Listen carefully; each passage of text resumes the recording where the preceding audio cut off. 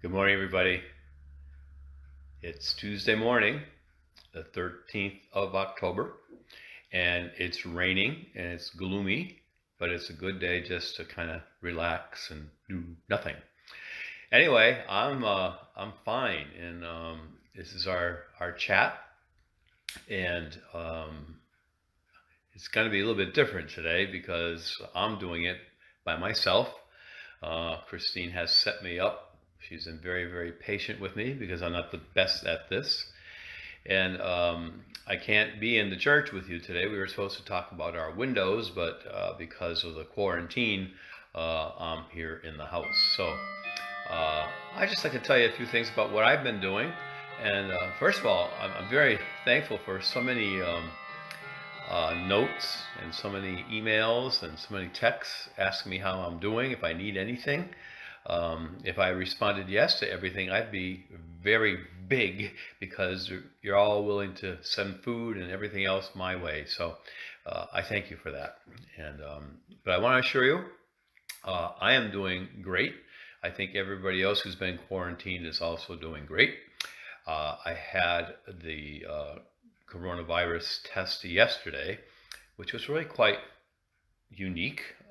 If you haven't had it done before, I went to the drugstore and I pulled up to the place where you bring your prescriptions, and the young lady, I had an appointment, and the young lady sends me a bag and she walked me through it.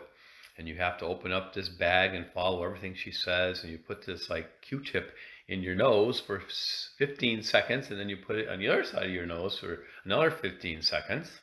Then you put it into this little vial, and you break the top of the Q-tip off. You put the cover back on. You sanitize that little vial, put it back in the bag, and then you move up and you put it in a box. So it was quite interesting to do something like that. I've heard some stories that sometimes when they do it to you, that they go really up on your nose and kind of touch your brain. So I was a little more delicate with myself, but I think it's going to work. But anyway, I'm not very concerned of anything. I think I'm going to be fine. And I think everybody else that is quarantined is going to be fine as well. So I made a few notes to myself. I guess one of the things I've been thinking of the most is that how cautious we are at church and how very strictly we followed all the guidelines of the diocese. And I know some people aren't crazy about wearing masks, but it seems to be very important. Dr. Fauci, who's always telling us to wear a mask. And when we don't wear a mask and we're around people, we're really being irresponsible. And we're not really concerned about our neighbor. And Jesus always tells us, right, to be concerned about our neighbor. So the importance of wearing a mask, even in church. And I know it's not the most comfortable thing, but it's part of our life now. Also, we sanitize the church so well. We had it done professionally.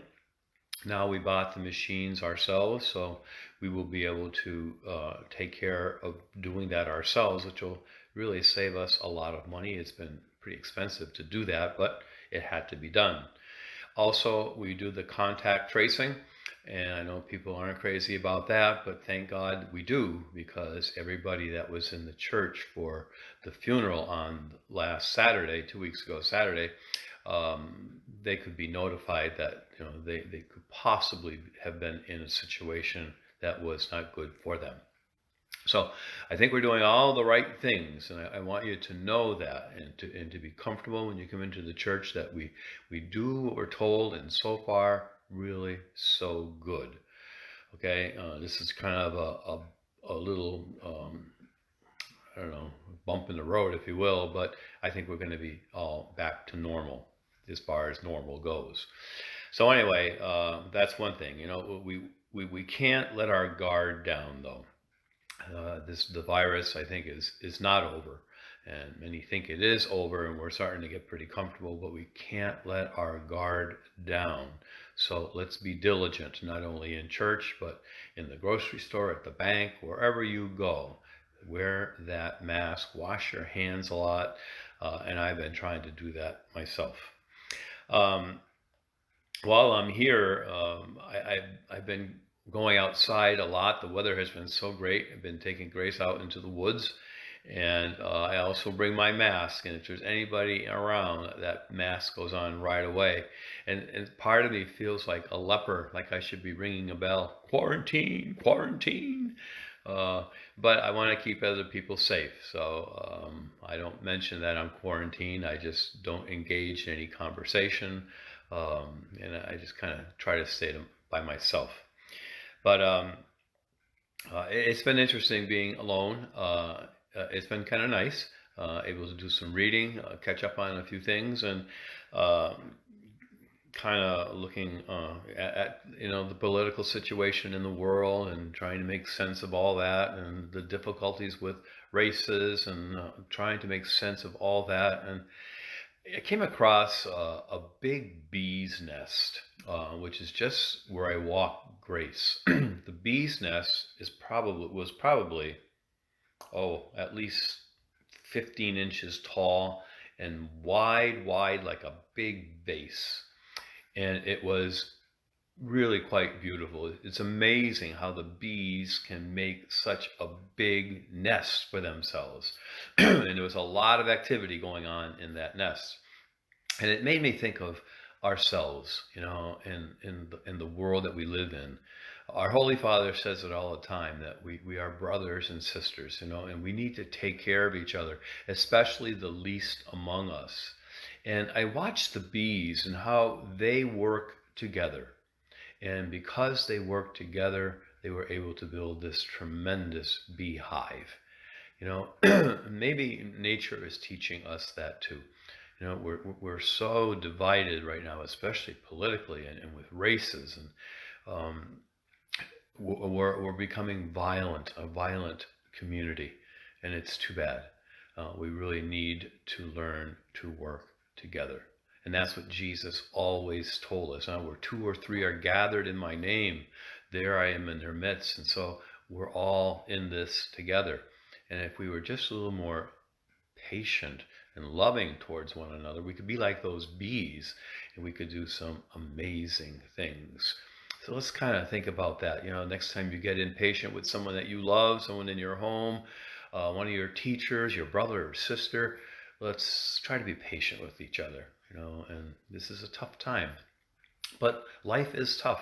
Life is never easy, and we've got to make it work, not only here in our own country, but in our world and in our hearts. So I've been thinking about that quite a bit. The other thing I've been really watching too was the beatification of Carlo Acutis. And he was only 15 years old when he died. And interestingly, he was buried in his Nike outfit and his Nike sneakers. And he was just a regular kid, but he had such a great devotion to the Eucharist. From the age of 7 years old till he died, he never missed morning Mass. He always went to Mass for the Eucharist. He loved the internet. He loved to play games on the internet. He searched the internet a lot. He put a lot of the miracles that took place with different saints, he kind of put those in order.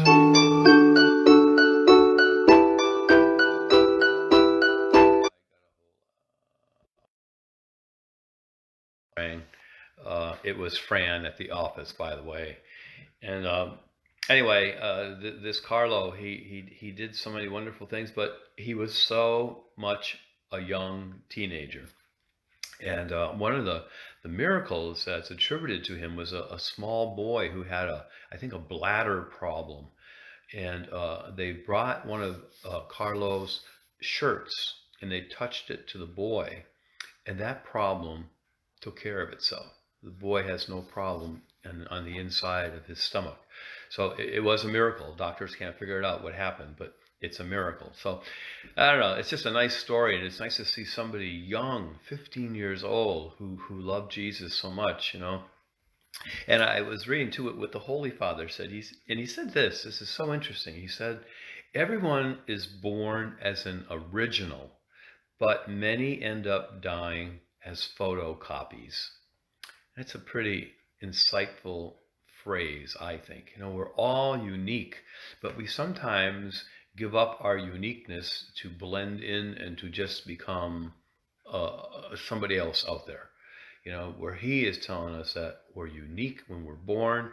If we stick to our principles and our love of Jesus, we will be unique when we die. And that means that we'll do some good things along the way. I find Pope Francis always come up with these very simple phrases, but really things that we can relate to and that mean so much. So that's kind of what I've been doing. I really just taking some time, and a lot of things coming our way in the next few months.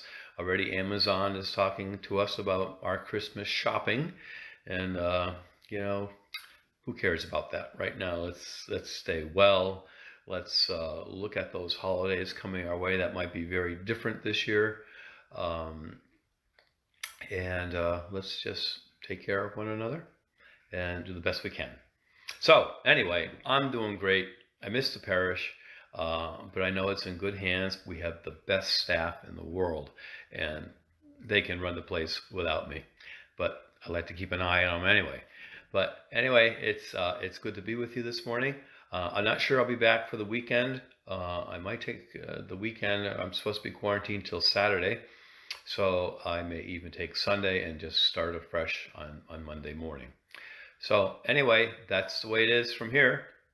I hope you're well. Thanks for letting me into your home this morning.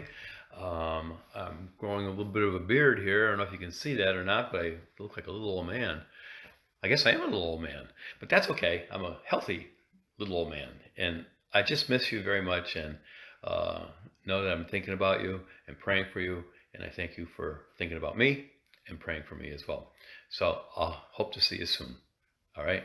God bless. Bye.